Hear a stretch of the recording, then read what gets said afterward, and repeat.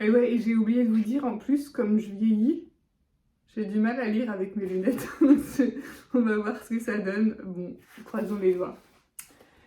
Le mystère Morgane, prologue. Dimanche, 31 octobre.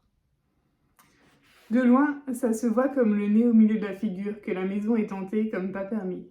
Cette maison, c'est bien simple. Elle a une tête de serial killer, de psychopathe nourri à la bière aqueuse, aux clips vidéo et aux mauvaises chips et en pleine décompensation mentale. Son teint est crayeux, rapport au fait qu'elle n'a pas connu de ravalement depuis des lustres. Entre leurs colonnes doriques, les fenêtres crevées, aux volets démantibulés, ont des allures de chicot pourri dans la bouche d'un fou. La vigne vierge qui assaille la façade fait penser à des cheveux sales qui pendraient en mèches molles et trop longues sur les côtés, ajoutant malgré sa beauté à cet air d'abandon qui donne la nausée. Quant au jardin, c'est quelque chose entre un terrain vague, un stade olympique pour fêlés suicidaires, un cimetière pour déchets embarrassants, ceux que personne ne sait où jeter, et une ZESC, une zone d'échange super chelou. C'est là que mon cousin Boris a acheté la tortue des Galapagos transgénique qui l'a fait virer du collège pendant une semaine en avril dernier, par exemple. Je vois bien que vous pensiez direct à la drogue et au porno bizarre, mais en fait, vos imaginations sont limitées. Quand il s'agit de la maison Mitchell, pour bien comprendre le concept, il faut vraiment ouvrir ses chakras. Ici, c'est une notoriété publique au lycée, il peut se passer tout et n'importe quoi. Vous visualisez à présent une cour des miracles, un lieu qui grouille de trafic interlope, mais il y a des soirs, comme aujourd'hui, où pas un bruit ne vient secouer tout ce mauvais mojo. C'est à cause du brouillard. Il s'accroche aux vieux cèdres gigantesques, aux statues de pierre taguées, aux cadavres de 4L, aux sièges couverts de vieux préservatifs et de crottes de rongeurs. Sérieusement, qui vient baiser là? Il s'agrippe à mes longs cheveux détachés, qui étaient secs après ma douche de tout à l'heure, mais sont redevenus humides, lourds et froids, comme si entre-temps je m'étais noyée et que j'étais morte sans même m'en rendre compte. La brume absorbe aussi les sons, le bruit de mes pas sur le trottoir envahi de mauvaises herbes, et fait main basse sur la vapeur de ma respiration qui se condense en nuages opaques. À la rigueur, elle voudrait prendre ma vapeur jusque dans mes poumons, et il faut quasiment que je m'accroche à mon air pour finir de le respirer tranquille.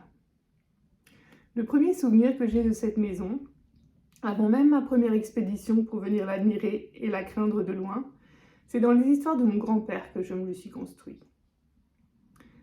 Il y a eu une famille à un moment, avait-il coutume de dire, avant que toute cette histoire ne commence. Comme si ça lui revenait par bribes, comme si sa mémoire était un vieux fleuve boueux qu'il fallait draguer pour y repêcher des morceaux de vérité échappés à quelques naufrages. Les Mitchell, poursuivait-il invariablement, et le nom du clan avait presque valeur d'incantation. Une grande famille avec des mignons petits-enfants blonds et un gros chien. La Benjamine était dans la classe de ton grand-oncle Pierre. Comme mon grand-oncle Pierre était mort depuis longtemps, je ne pouvais pas aller le voir pour confirmer l'information. Le chien, ils ne l'ont eu que pendant une semaine. Il était enragé, il a mordu la nounou des enfants et elle est morte après avoir mordu tous les mômes. La gamine a attaqué sa mère et avant qu'ils ne s'en rendent compte, ils étaient tous morts de rage, sauf le père et curieusement la bonne. Mon grand-père Joseph est comme ça. S'il peut te sortir tous les détails sur un truc, je refais. Et parce que mes enfants se battent à côté, donc c'est compliqué. S'il peut te sortir tous les détails gore sur un truc, il le fait avec délectation. Il a une mémoire spéciale pour ces choses-là, une case ad hoc dans son cerveau qui décélère beaucoup moins vite que les autres. Je crois que je tiens pas mal de lui, en fait. J'ai pas hérité de lui que son prénom. Je m'appelle Joséphine. Toujours est-il que la maison Mitchell réalise le tiercé gagnant. Ça l'histoire, ça l'ambiance, ça la fréquentation.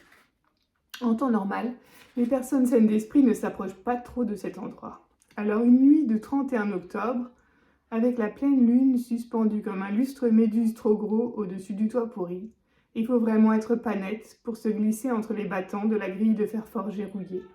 Ou alors, il faut avoir une sacrée bonne raison de le faire. Le gravier crisse sous les semelles de mes grosses boots à fleurs. J'aime bien ces pompes.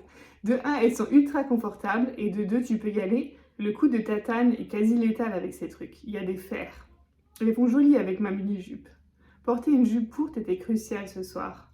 En mini-jupe, tu as l'air innocent, mais tu cours vite. C'est sûr que là, j'ai un peu froid localement, même avec mes collants opaques, Mais je compense avec le bon beurre fourré que m'a prêté Célim, avec la curiosité teintée de peur qui me fracasse les côtes à 90 battements par minute.